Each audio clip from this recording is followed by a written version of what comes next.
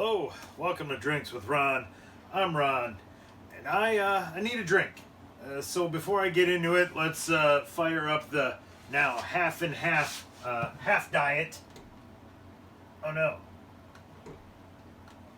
What have I done? Look at this shit. See, this is how today's. Gotta be some goddamn CO2, you heckin'.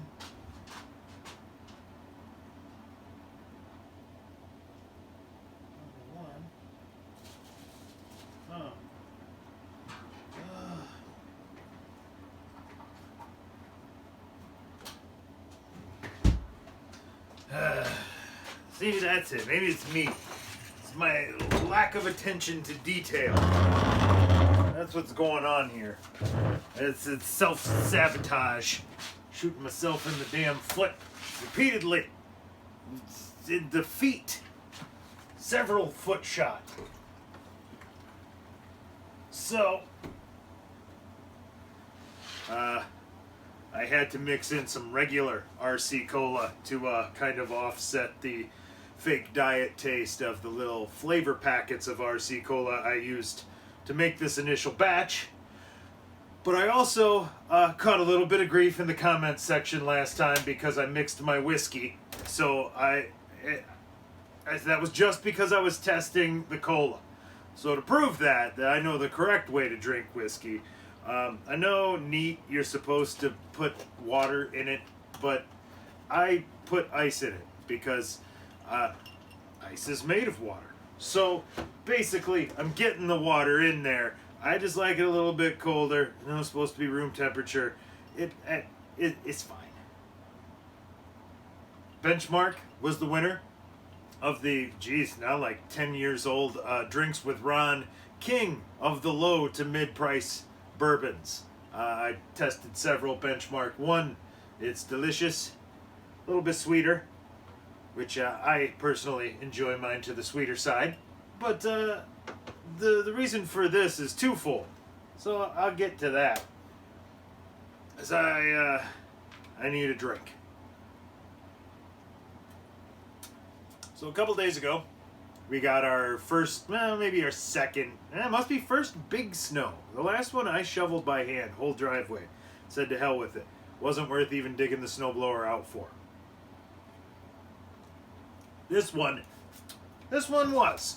And not only that, but there was supposed to be like a full foot coming throughout the night. So I thought, screw it. I'm not going to go out after dark. So I got home after dark. And fire this snowblower up and clean it all off just to wake up and have to do it all over. I'll just get up early, I'll do it in one shot. So I got up early and it didn't snow. So I said, all right, to hell with it, I'll get it after work. Went to work, came home, pulled the snowblower out, got ready to hit the primer, nothing. I feel like there's nothing. I pull it, nothing, open it up, fucking totally empty. Okay, obviously.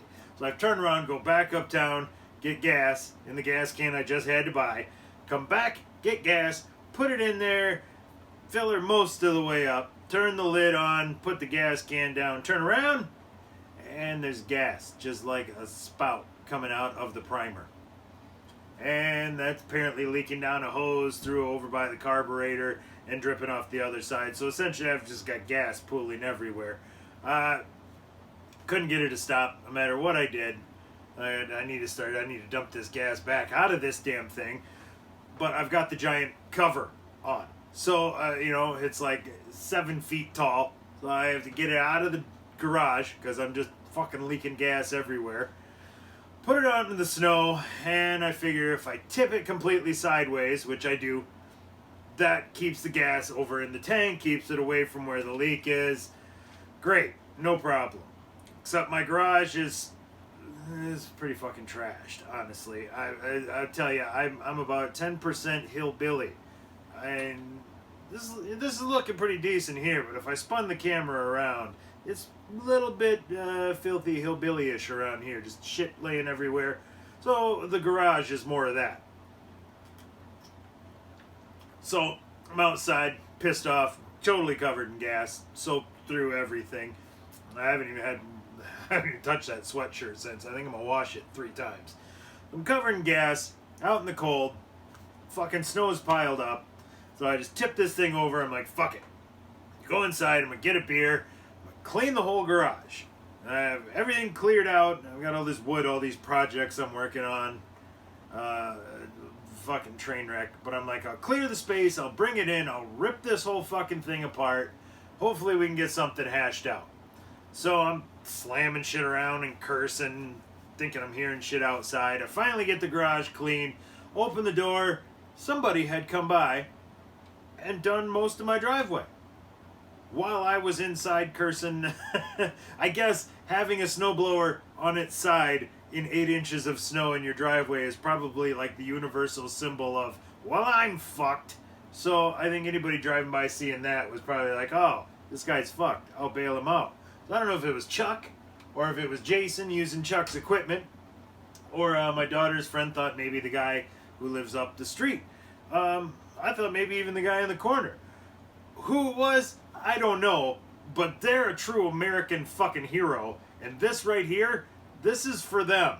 So, mystery snowblower driveway person, Sloncha.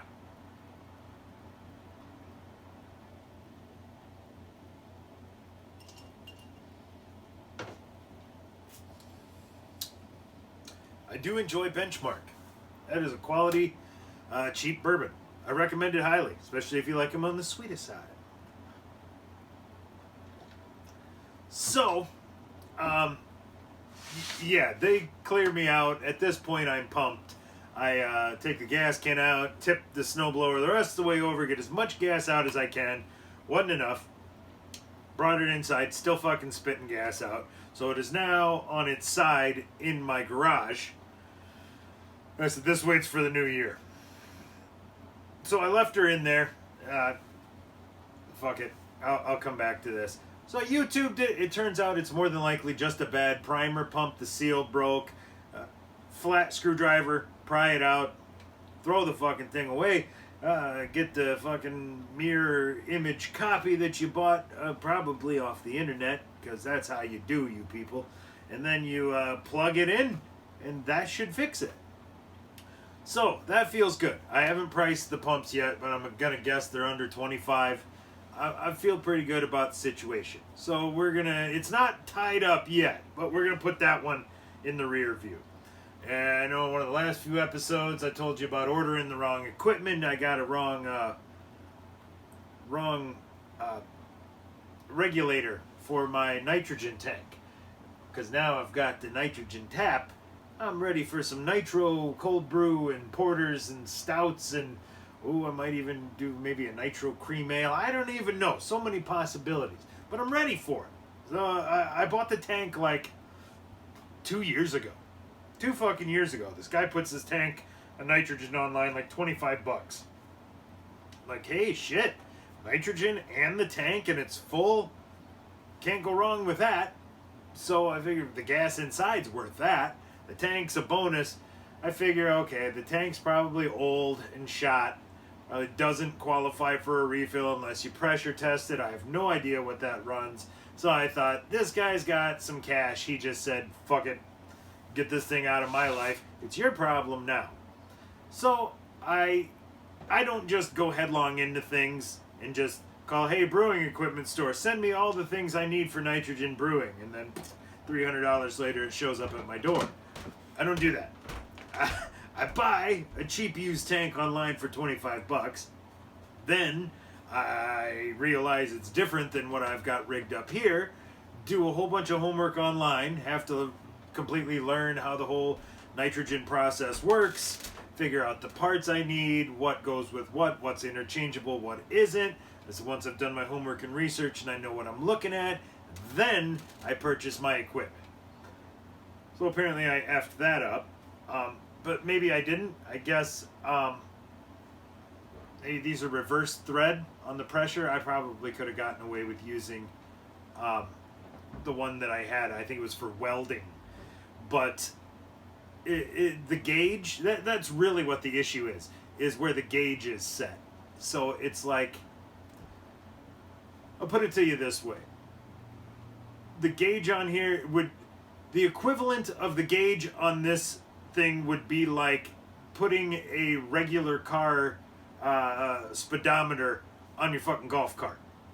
Like, yeah, it'll work, but when the gauge goes to here, your whole thing's going to be in this area. And that would have been my problem. I would have been in there like fine tuning. They were in increments of 100. And the highest I ever need to go is 40. So I was like, yeah, I don't think I need 800. So probably going to be, didn't work. I blew a hose. I sent it back. I got a new one. It wasn't working. Acting all squirrely. It didn't matter. Came in today. Got it all hooked up. Looking good. It's 2 years. I got the regulator just today. That's in. Got new lines. Lines are in. This place, Northern Brewer, actually sent me clamps that fit the fucking hose. So, God, it was a miracle. The ones I got from, I can't even remember the name of the place, but I'm not going to talk shit about them because, my 7 viewers, it's, I put something on they kept hounding me for a review of their product. So I wrote a review and said the hose was great, but the fucking clamp, I could have put around my thumb with wiggle room. So I don't know why they sent me a fucking, 1.5-inch clamp for a 1/2-inch hose, but here we are. Anyway, let me digress. I get the stuff today. I get it all hooked up. I'm all excited. Clamps are in, tightened up. Line, I drilled another hole. I got the nitro in. Turn it on. So I'm doing the finger test. You lick your finger and you go around all the connections on. You're supposed to use soapy water like a professional. I ain't got time. Ain't nobody got time for that. So I lick my finger and I put it around the fittings. I check everything. I think I find it. I tighten it up. I don't find it. Now I gotta go with the goddamn ear test. So I'm like, oh, shit. The actual knob that turns the tank on is leaking. So I don't know. I don't know anything about them. They didn't do enough homework. But you can hear it hissing right out of the top. So now I don't know what the fuck I'm going to do here. I don't think I can fix it without releasing all the gas out of the tank. So I'm like, oh, now I see why I got such a good fucking deal. Because not only is the tank got to be fucking pressure tested, but it's probably also got to be fixed. So, whatever. I got the gas for the price. I basically got a free shitty tank with enough gas to do the job. But I loaded her up, and I'm pressurizing the cold brew coffee right now. 40 PSI on the nitrogen. And what I will have to either go back there and turn that on every single time I want to use the nitro tap and then turn it back off until the tank is empty and I can do something, or I will have to pressurize the shit out of it with nitrogen and then switch them over and feed it back out of the line with CO2. I don't know. It's weird. Apparently the nitrogen, the carbonation that you're used to is just that. Carbonation, the CO2.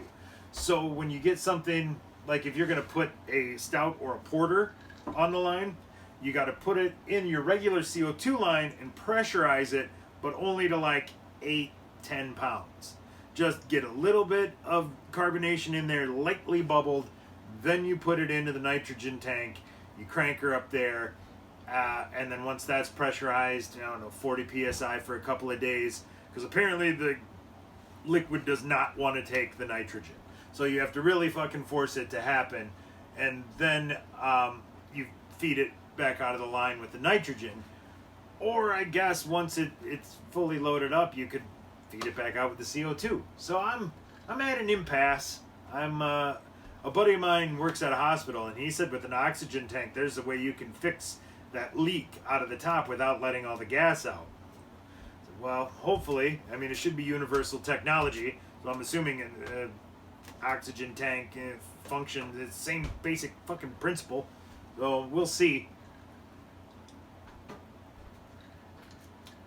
But yeah, long and short of it is I'm probably just going to have to buy a new goddamn nitrogen tank when this is all said and done. But I strung it out over 2 years, so the cost of the shenanigans wasn't too bad. It's just a couple bucks here, a couple bucks there. So when I get around to having to buy a nitrogen tank, that one's not going to hurt so bad because everything else is in place. I will literally just disconnect the regulator, slap a new tank on. Probably, hopefully I can get that filled in Platteville. You have to go to like a fire safety place that does extinguishers and whatnot, as George Wallace would say. But my wife has rounded up a project. She wants to yank the linoleum off of the bathroom floor and put stick-down tiles on, which I just can't begin to tell you all the shit that's going to go wrong with that. But once she's bought all the tiles with this in her head, might as well get a fucking drink and a T-square and a carpet knife, because it's going to have to happen. Yeah, it ain't gonna stick. It's gonna be bad. I just,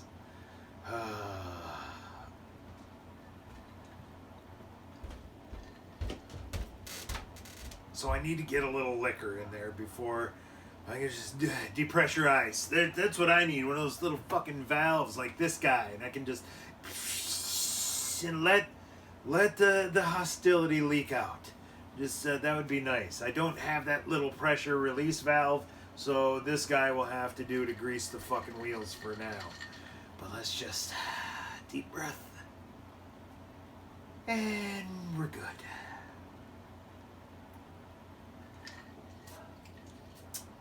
So let's get to her. I'm gonna go wrangle up a bunch of tools. So for Drinks with Ron, I'm Ron. Signing off.